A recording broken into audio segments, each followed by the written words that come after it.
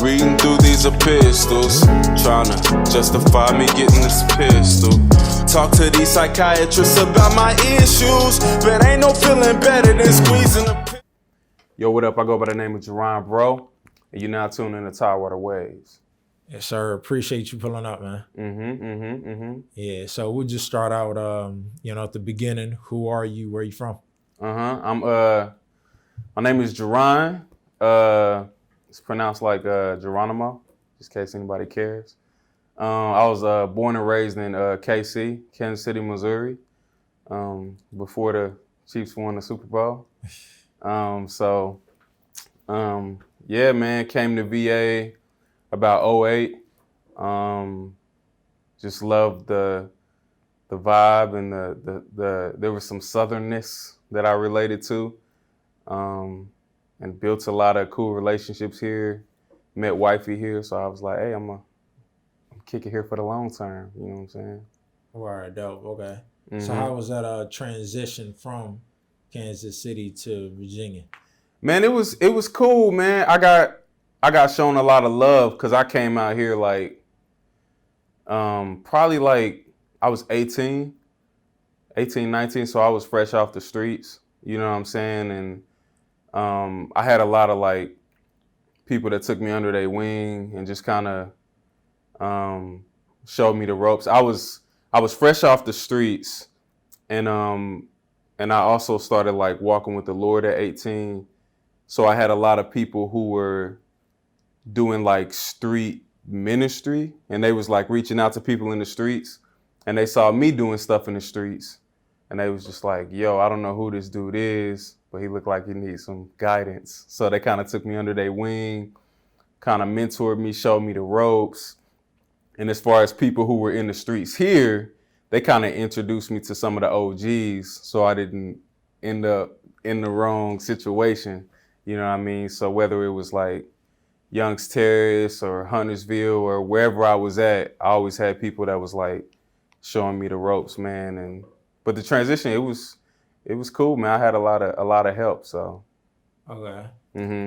Dope. So during that, like you say, you started your religious journey at 18. Yeah. So what sparked that change, and why then? Yeah.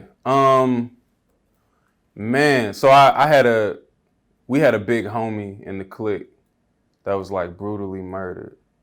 And for me, it raised a lot of questions because we had in gang culture, you see a lot of violence, and you see what's going on, and you're even participating in a lot of violence. But it's like it just keeps getting closer and closer and closer to home. And for me, I had like big cousins and OGs that were investing in me and telling me like pursue music since I was like 13, something like that. They took me to the studio for the first time. They showed me how to rap. My big cousin Marky, big cousin Ty Wayne, like all these people, my big bro, like everybody was just like, yo, focus on rap. But I did not focus on rap, and I started kind of getting kicked out of school and getting arrested and da-da-da. And I was just like, stuff was spinning. And at the time when I started having homies that was losing their lives, I started asking some big questions like, man, I got all this talent, got all this opportunity, and I feel like I'm wasting it. You know what I'm saying? Like I caught my mama in the room praying one time, and I was like, dang, like I'm really blowing it. You know what I'm saying? And I started to think about meaning, and yeah, it started like, what's the meaning of life? And I didn't really want to become I had Muslim people that I knew, and I was just like, man, I don't necessarily feel like it doesn't make sense to me. So I connected with an OG pastor who was like a former, I won't say his name, but he was like a former pimp. And I was like, oh, he's speaking my language. And he was like, yo, man, if you want a second chance in life, read the New Testament. And I was like, okay, like I ain't never read the New Testament. I had heard about stuff in the Old Testament, called the craziness, and I was afraid of God. I was like, man, I don't want nothing to do with that. But all respect, like I don't want to disrespect God, but I read the New Testament, and I was just like, I didn't really know much about Jesus, and I was just like, it's something is starting to click. Like, you know what I'm saying? Like, I thought he was a fictional character. I thought all this was fake, but I was like, yo, this seemed real. Like, I don't know if this is real or not. And I connected with some people, and they helped me answer those hard questions. And I was like, I'm convinced, like, this makes sense to me. You know what I'm saying? So from there, I just started trying to like walk in like, okay, what does it mean to respect God and to try to walk with God? And that's when I started running into so many people who was like, we walking with God too. You know what I'm saying? And it's kind of how I became a part of that, like that movement, especially the movement of like Christian hip hop and Christian street culture. Like there was a lot of dudes in the streets who were former gang members and stuff like that, who started walking with the Lord, and that I got introduced to where I was just like, I didn't know this existed. I didn't know this was a real thing, and they kind of took me under their wing. So, okay. No. So how would you describe your style of music? I would describe it as like,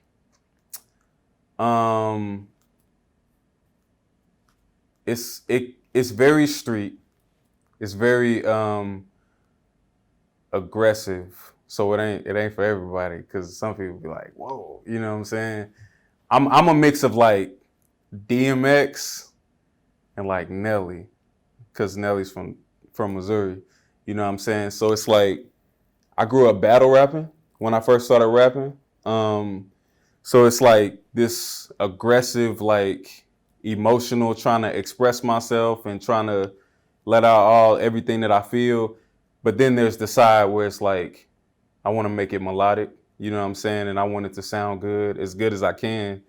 And that's where like the Motown influence and the Nelly and all that influence comes together. So that's how I would describe it. You know what I'm saying? So. All right. And then you got 2 new albums. Yeah. Yeah. So, what, before we get into the music and all that, what was your creative process in, putting those together? I know the street worship album came out of like some frustration, you know what I'm saying? Because many people notice that a lot of people have come to me secretly and talked to me about this, that the environment of church is awkward like a mud. You know what I'm saying? Like, especially for people like us, to where we just like, okay, I don't really feel like I fit in. Like to be honest, I can recall like one time I came to church in a suit and tie or any type of dressing up. To this day. Actually 2 times, because one time I went to Jamaica and they had like a strict code, and I was like, yeah, I'll dress up because I don't know the rules here. You know what I'm saying?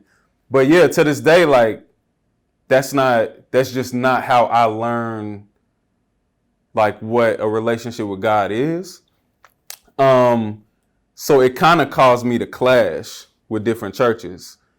But in the midst of that, I ended up being like a bridge where it was people in the streets that felt like they wanted to say things, and there was people in the church that feel like they wanted to say things.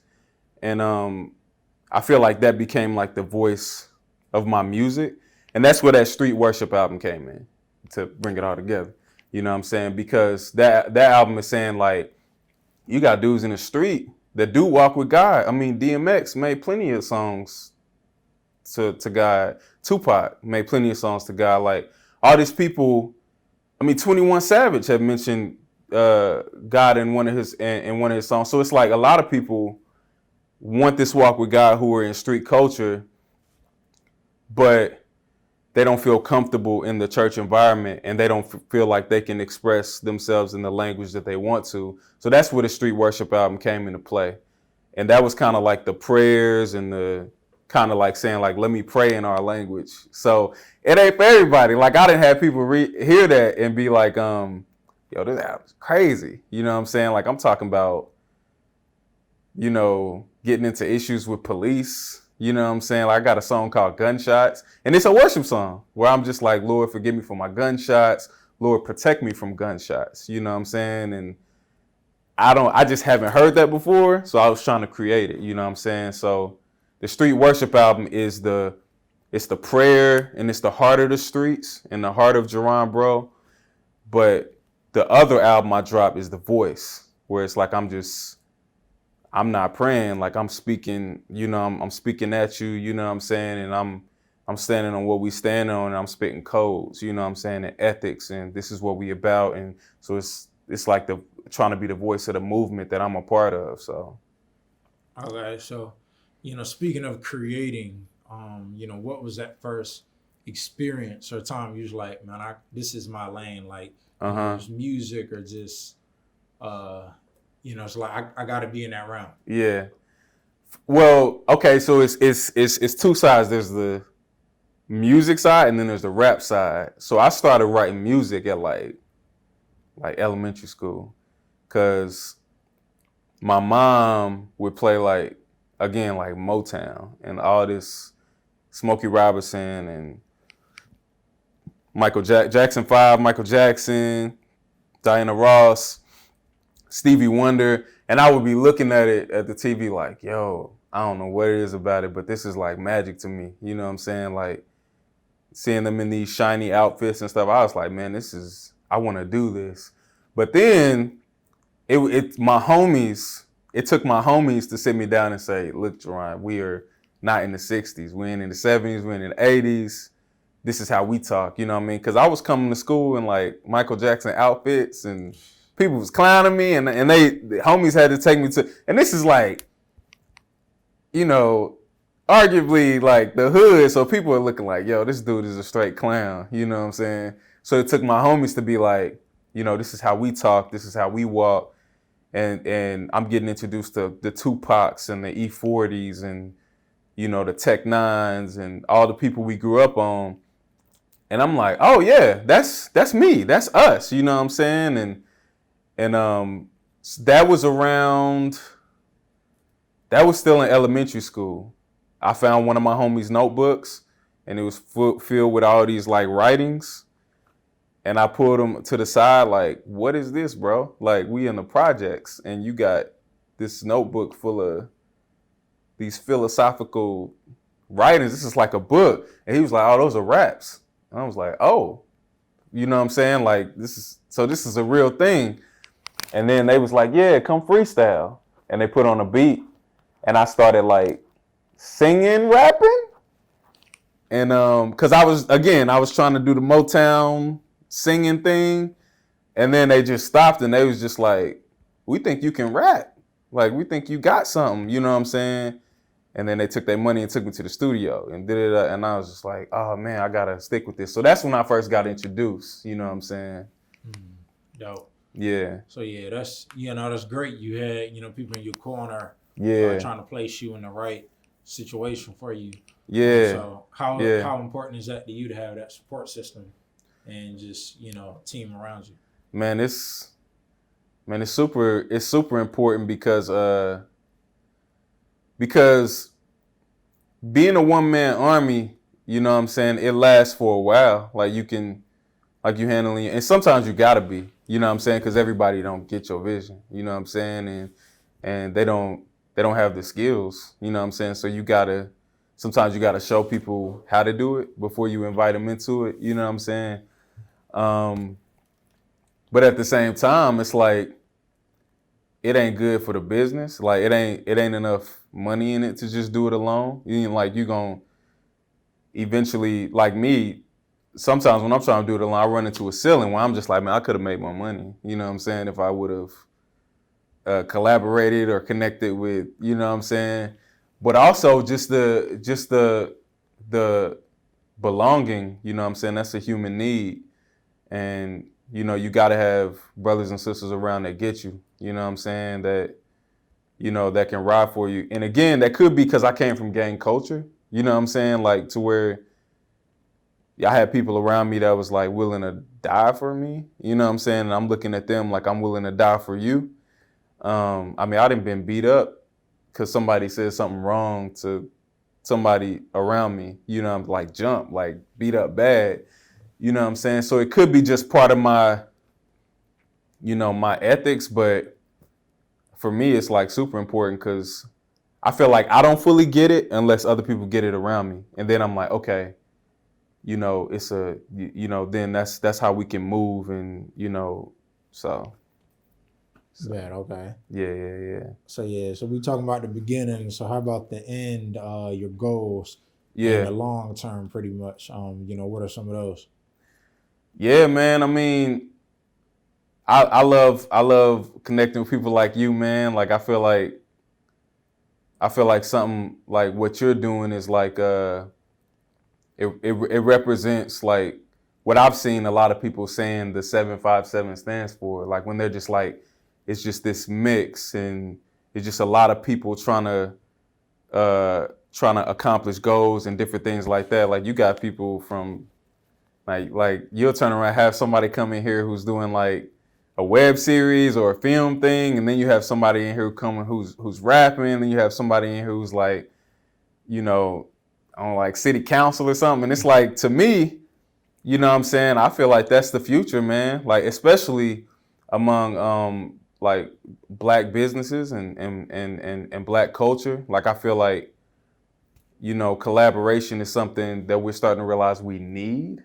I think it was something we was doing before, but when the world started showing their true colors, I don't want to say the world, I would say America. It's always been showing its true colors, but when the U.S. starts showing their true colors and stuff like that, you start feeling like, man, I gotta, you know what I'm saying, I gotta link up, and if I'm gonna accomplish anything, it gotta be with a crew.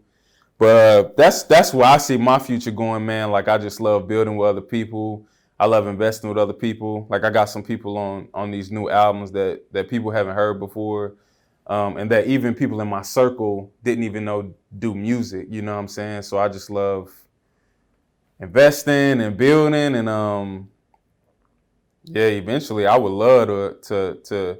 I look up to Biggs a lot. You interviewed Biggs before, right? Yeah. I look up to Biggs a lot, man, because I feel like what he does is something I want to do. Where it's like you're able to start this like production house where people are coming and getting production needs met, and you starting to push out music, but you also starting to push out you know, different relationships where it's like, you know, kids at Booker T or, you know, in schools can be able to talk to somebody like us and be like, man, this is what I want to do because this job ain't for me. So it's like, yeah, man, well, come click up with us and like, let's start a movement of business. You know what I'm saying? And that's what I hope to be involved in. You know what I'm saying? Dope. Okay. Mm-hmm. So yeah, how do you see Virginia's development going on now? Like you're talking about with the different platforms and different mix of people doing a variety of things. Yeah. You know, how you see the growth over the next few years? I think it's two-sided. I think development can be really good because of course there's more money in it. There's more eyes, there's more people watching it, etc. But I also feel like it can be tough for the underdogs. You know what I'm saying? And I feel like anytime people are coming in communities and they like, hey, we want to take over this community, and the underdogs don't get a say. You know what I'm saying? Like, kind of like what's happening in Tidewater Gardens. You know what I'm saying? Like, my wife grew up in Tidewater Gardens. You know what I'm saying? So it's like some of that stuff, I think that it's not empowering, but I think there's a way it can be done to where it's empowering to the underdogs. You know what I'm saying? So it's like if people want to continue to develop on the economic side, you know what I'm saying, the city of Norfolk, and you know, they want to keep this business booming, and they want to do this stuff where it's like, we'll talk to the underdogs that are there. You know what I'm saying? Like, don't just try to weed us out because we too woke for that. You know what I'm saying? And we got too many leaders for that, and we got too many resources for that, and you ain't going for it. So it's like, I see it, it's two sides of the coin. It's like heads, oh yeah, we moving forward. You know what I'm saying? The money's up, you know, people eating.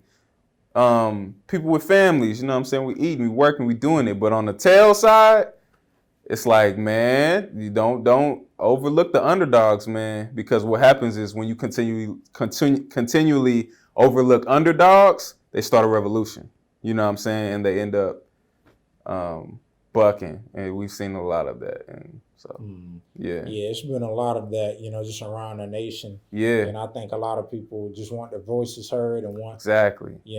seats at the table. So, I feel like it's definitely going to be, or it has to be, some level of, transparency, like you saying, exactly. what they're doing, the moves and involving people. And also just, since I was talking about national, wanting to get more into the, just national side of music as well, and rap culture. So how you feel about the current state of it, just with the mix that's there now? And who are some of the people you're listening to? Man, I listen to like everybody. You know what I'm saying? I heard 21 Savage's new project with Metro Boomin, Savage Mode 2. I didn't heard like everything, you know what I'm saying? But I've also heard like a Lecrae's new album, or I've listened to Alicia Keys' new album, or so I'm like constantly listening to music to try to see where it's going, and to make sure my ears are in tune, so when I produce music, it can go forward. But I feel like specifically hip hop culture and the R&B industry, the R&B industry is about to go crazy. I just like from an investor standpoint, I feel like that industry is about to go crazy because it's been slept on for so long. Like people love R&B for sure, and we respect R&B, but I think everybody was so focused on rap that people forgot that R&B like carried us through our childhoods and our, you know what I'm saying? And I think it's about to go crazy. So on one side, I think it's progressing. On the other side, I think there's some in-house issues that we're taking care of.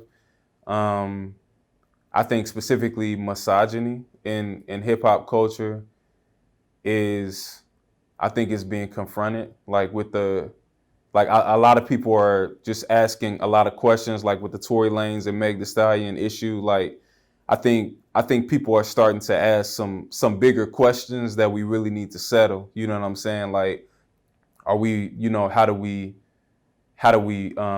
make sure that we're respecting, you know what I'm saying, women to the highest level, and how do we make sure that the black men that see themselves, you know what I'm saying, being assaulted by police on TV, know that they're kings, you know what I'm saying? So I feel like hip hop I feel like we're a protest community, so we've been speaking out against injustice, and it's slowly starting to turn inward and say like, all right, y'all, how do we work with each other?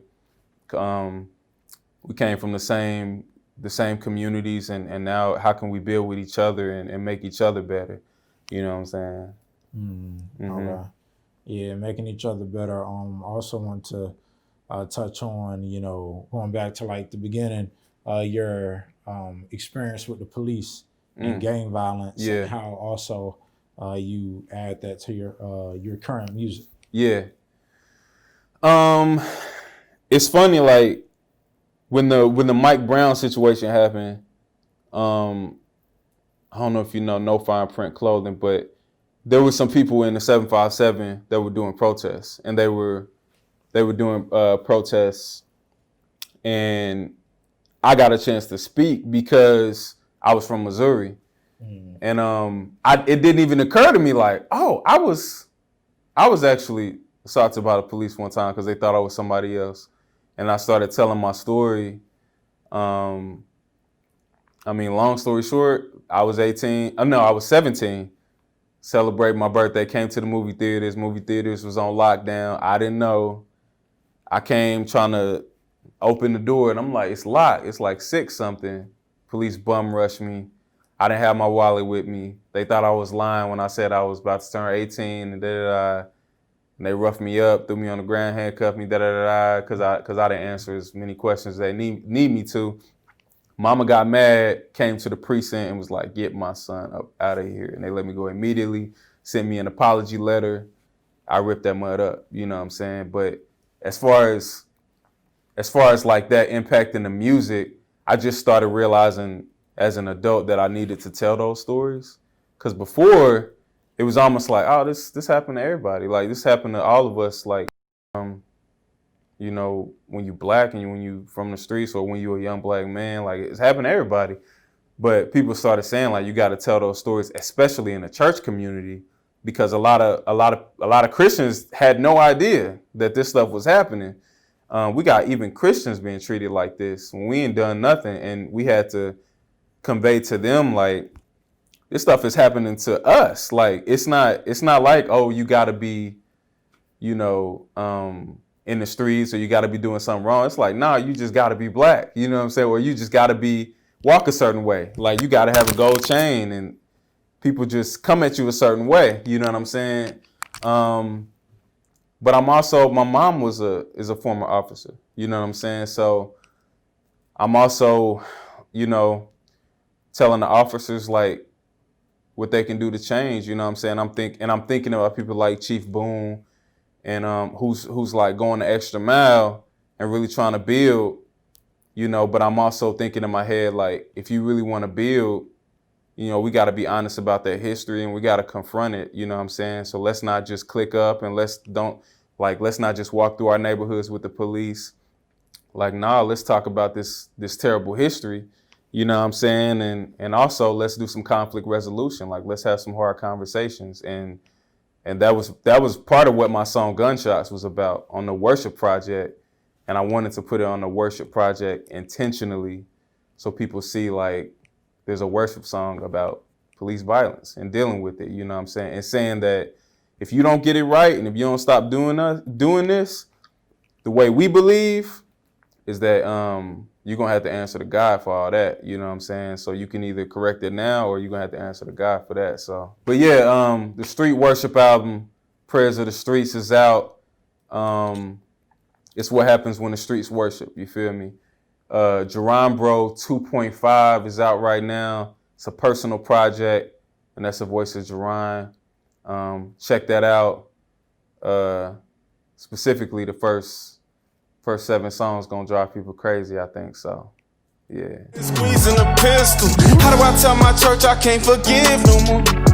How do I tell my daughter I don't wanna live no more? I can see it on their faces that the world